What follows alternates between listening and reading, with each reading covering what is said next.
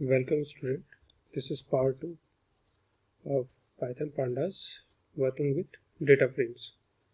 आज हम क्या करेंगे कि pandas का data frame के साथ हमने फर्स्ट टॉपिक पहले कंप्लीट किया था, अब उसके एट्रीब्यूट्स पे हम आएंगे। तो एट्रीब्यूट्स क्या क्या है डेटा फ्रेम के? The data frame attributes are as given below. First one is index. It will tell us about the index of data frame, that is the row level of data frame. Second one, column. The column levels of it will tell us about the column level of data frame. Third one is axis. It returns the list containing both the axis. First one is row and second one is column indexes axis. Third one is D type. It will return the data type of data frame. What data type we are using in the data frame, it will give us. Next one is size. It returns an integer representing the number of elements in data frame. How many number of elements are there in data frame? It will, suppose we have integer, then it will tell us about the size of integer and multiply the number of elements. Next one is shape. It will return us the tuple representing the dimension of data frame. It will return us tuple representing the dimension. What dimension? 2 cross 3, 3 cross 4, whatever the dimension of data frame, it will return to us. Next one is values. Returns the numpy array of data frame. What value exactly lying in the data frame, it will return us. Next one, empty. It will tell us about the whether the data frame is empty or not. It will give us true or false value. Next one is tree. It will tell us the transpose of the data frame. It will tell us the transpose of data frame. Coming to the attributes. Here we import pandas as PD. Next one, we create a dictionary having name D1. Roll number, name and marks are keys, and the values are these given here. And after that, when we create a data frame, df1 is a data frame what we are creating. df1 equal to pd.data frame. We create data frame with this dictionary D1, and when we print this, तो ये print किस तरीके से होता है? इस तरीके से। और मैंने आपको पहले भी बताया, कीज हमेशा किसका वर्क करेंगी? हमेशा कॉलम्स का वर्क करेंगी। और अगर आपने कोई इंडेक्स नहीं दिया, if never given any indexes, तो वो क्या लगेगा? डिफॉल्ट क्या लगेगा? 0 1 2 3 आएगा, वो डिफॉल्ट इंडेक्स होगा। तो कीज किसकी तरह वर्क करिए? देखिए यहाँ पर कीज कॉलम का वर्क करिए। Roll number, name and marks keys में आ जाएगा, और जो वैल्यूज हैं वो कॉलम वाइज वैल्यू जाएंगे। इंडेक्स बाय डिफॉल्ट इंडेक्स क्या होंगे? 0 1 2 3 4 होंगे। Next one, the row indices range. अब हम क्या करा? Index df1 dot index. अब इसके इंडेक्स क्या है? स्टार्ट इंडेक्स, ऑब्वियस ही बात है। रो इंडेक्स की बात करी तो हमारे पास डिफॉल्ट इंडेक्स है 0 से लेकर के 4 तक। तो इसने स्टार्ट, स्टॉप एंड स्टेप 1। और हमें हमेशा बताया जब भी हम रेंज इंडेक्स या रेंज फंक्शन यूज करते हैं तो लास्ट वाली वैल्यू क्या होती है? एक्सक्लूड हो जाती है। 0 से लेकर के कहाँ तक जाएगा? 4 तक जाएगा। तो प्रिंट df1 डॉट कॉलम्स, सबसे पहला df1 dot, next one df1 dot columns करे हमने। कॉलम में हमारे पास क्या है? कॉलम हमारे पास roll number, name and marks है, तो हमारे पास प्रिंट भी इसी तरीके से आएगा, role number, name and marks. Next one, हमने इसका डेटा टाइप करा प्रिंट, किस तरीके का डेटा टाइप है? तो ये ऑब्वियस सी बात है, हमको इसके डेटा टाइप के बारे में बता देगा। इसमें प्रिंट df1 डेटा टाइप, तो ये हमारे सारी इसकी डेटा टाइप्स के बारे में बताएगा। जैसे रोल नंबर में इंटीजर टाइप है, नेम में ऑब्जेक्ट्स वगैरह, मार्क्स में ऑब्जेक्ट्स वगैरह। नेक्स्ट वन, इसके साइज के बारे में, क्या साइज ये ले रहा है? df1 dot size, how many size है डेटा फ्रेम है। तो ये चेक करिए, इसमें टोटल कितने दिए हैं? 1 2 3, और इसमें कॉलम्स हैं 3 और रोज कितनी है? 5। तो मैंने आपको पहले भी बताया था, नंबर ऑफ एलिमेंट्स के बारे में बताता है ये। 1 2 3 एंड 1 2 3 4 5, टोटल 15 एलिमेंट्स हैं ये। नेक्स्ट वन, इसने करा shape of data frame, shape dimension के बारे में बताएगा। रोज कितनी है? इसमें 5 रोज है, 3 कॉलम्स है, तो ये हमें बताएगा 5 रोज 3 कॉलम इसकी डायमेंशन हो जाएगी।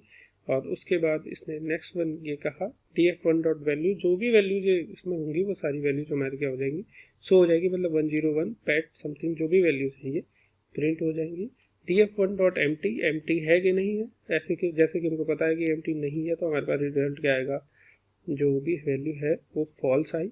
उसके बाद लास्ट वन हमारे दिया है ट्रांसपोज, हम इसका ट्रांसपोज कर देंगे।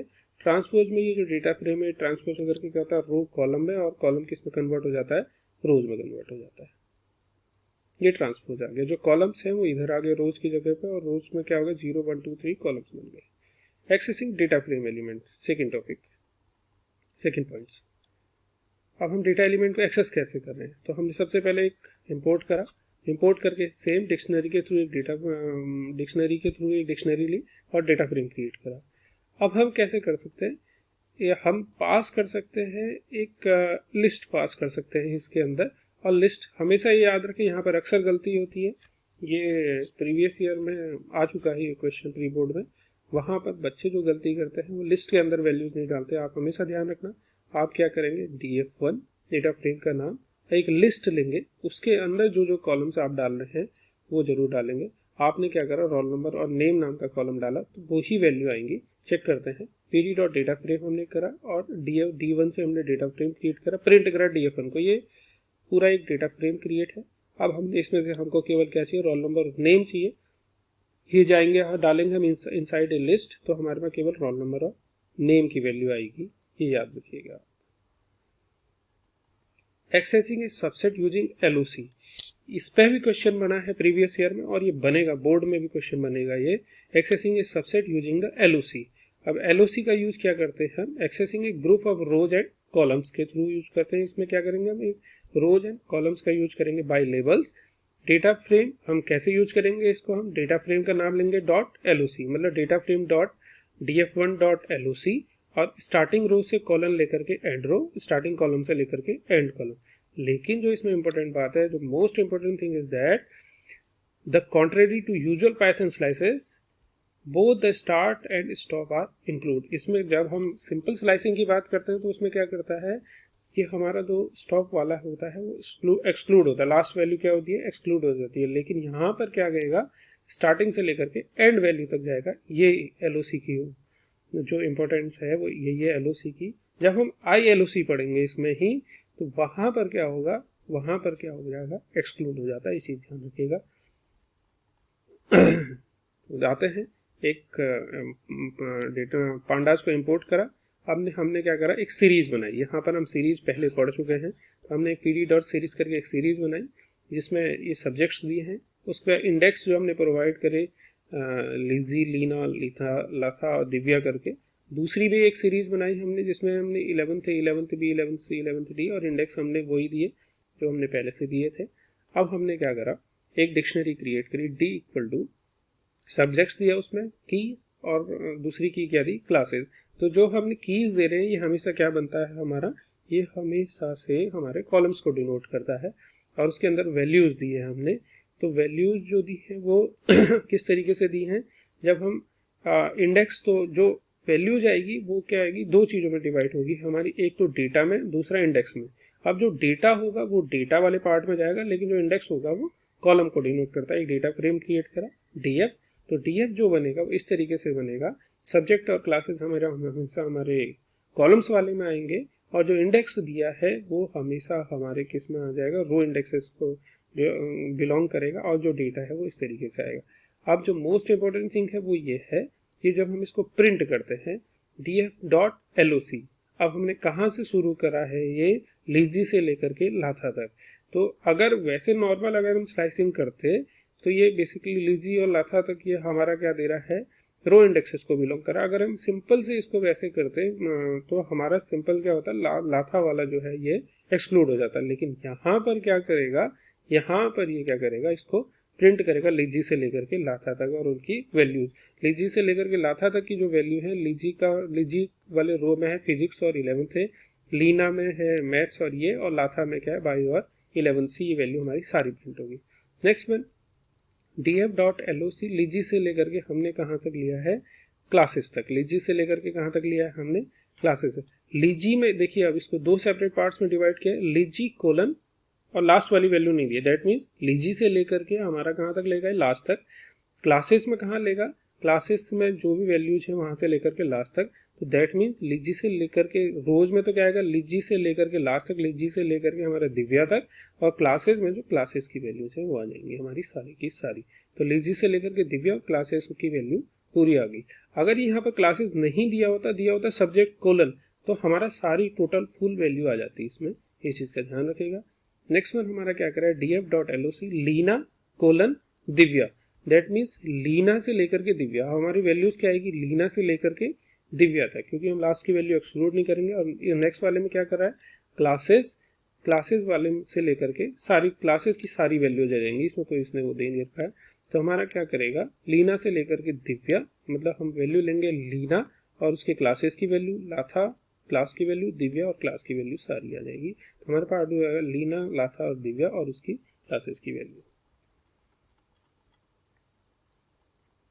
एक नेक्स्ट सेम तरीके का इसने क्रिएट किया है, एक इसने पीडी डॉट सीरीज बनाई है जिसमें इंडेक्स इसने दे रखे हैं, दूसरा फिर एक सीरीज बनाई, फिर इंडेक्स दिए हैं, फिर इसने एक डिक्शनरी बनाई और बनाया, डेटा फ्रेम एक बनाया, उसके बाद इसको शो करा है। इसको आप चेक करिएगा और इसमें केवल एक जगह पर डिफरेंस है, जब एलओसी डेटा फ्रेम की एलओसी ग्रेटर देन 25 है तो ये क्या करता है, जो वैल्यू प्राइस की 25 से ज़्यादा होगी केवल उन्हीं को प्रिंट करेगा। ये आप खुद करके देखिएगा।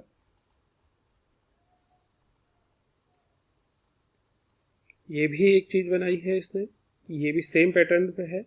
अब इसमें क्या करा है, इसने केवल रो इंडेक्स की वैल्यू यूज करी है, इसको भी आप करके देखिएगा, ये भी सेम पैटर्न पे है, ये भी ऐसे ही होगा। Accessing a data frame using slicing by ILOC, मैंने आपसे पहले भी कहा था LOC और ILOC में डिफरेंस है। तो हम ILOC की बात करें, ILOC में क्या होती है, जो वैल्यूज होती है लास्ट वाली वैल्यू वो क्या हो जाती है, एक्सक्लूड हो जाती है, जबकि LOC में हम दोनों वैल्यूज को क्या करते हैं, इंक्लूड करते हैं। We can also extract a subset of a data frame using the row and column numeric index. We use ILOC, integer location, I for integer, LOC for location, ILOC for integer location. To achieve this the data frame हम क्या कैसे use करेंगे, data frame dot ILOC starting row index and colon करके end row index, starting column index and colon करके column index करेंगे, and column index. ये important thing है in this case, like other slicing the end index is excluded. उसमें क्या करते हैं, हम इंक्लूड करते हैं और इसमें क्या कर देते हैं, एंड इंडेक्स को एक्सक्लूड कर देते हैं। सेम हमने एक डेटा फ्रेम क्रिएट करा, डेटा फ्रेम क्रिएट करके हमने वैल्यू दी, अब ILOC लिया, इसमें कोलन दिया है, इसमें हम लोगों ने फर्स्ट से लेकर के लास्ट तक।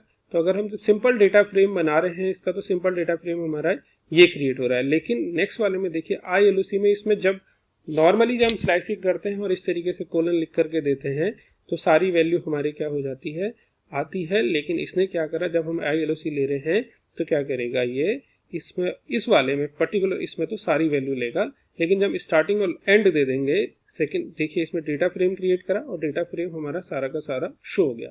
नेक्स्ट वाला हमने क्या करा, df.ILOC कोलन दिया और सेकंड वाले में भी क्या दिया, कोलन दिया। जब भी ऐसे अगर हमारा कोलन दिया होता है रो या कॉलम में तो ये सारी वैल्यू प्रिंट करता है। लेकिन जब हमने यहाँ नेक्स्ट वाले में दिया ILOC 1:3 तो ये क्या शुरू करेगा, 1 से शुरू करेगा और केवल क्या जाएगा, 2 तक जाएगा। मतलब रो वाली वैल्यू क्या करेगी, 1 से शुरू होकर के सेकंड तक जाएगी। सेकंड वाला जो कॉलम वाला दिया है कोलन, तो ये सारे के सारे कॉलम्स की वैल्यू देगा, इस चीज का ध्यान रखिएगा। नेक्स्ट देख लीजिए इसको, कहाँ से जो है, क्योंकि इंडेक्स 0 से शुरू होता है तो एक्सीलेंट के लिए 0, वेरी गुड के लिए 1, गुड के लिए 2 और एवरेज के लिए 3। तो 1:3 दिया है, 1 कोलन मतलब कहाँ से शुरू होगा, वेरी गुड, और कहाँ तक जाएगा, गुड तक। और ये अगर ये सेकंड वाला जो कॉलम के लिए वैल्यू दी है कोलन, तो ये तो सारे कॉलम आएंगे हमारे, तो मार्क्स और ग्रेड की सारी वैल्यू दे देगी। ऐसे ही ये सब पे चलेगा, इस चीज का ध्यान रखिएगा आप। और लास्ट वाला इसमें दिया है, फर्स्ट में हमारा क्या दिया है, कोलन, और उसके बाद डबल कोलन और माइनस।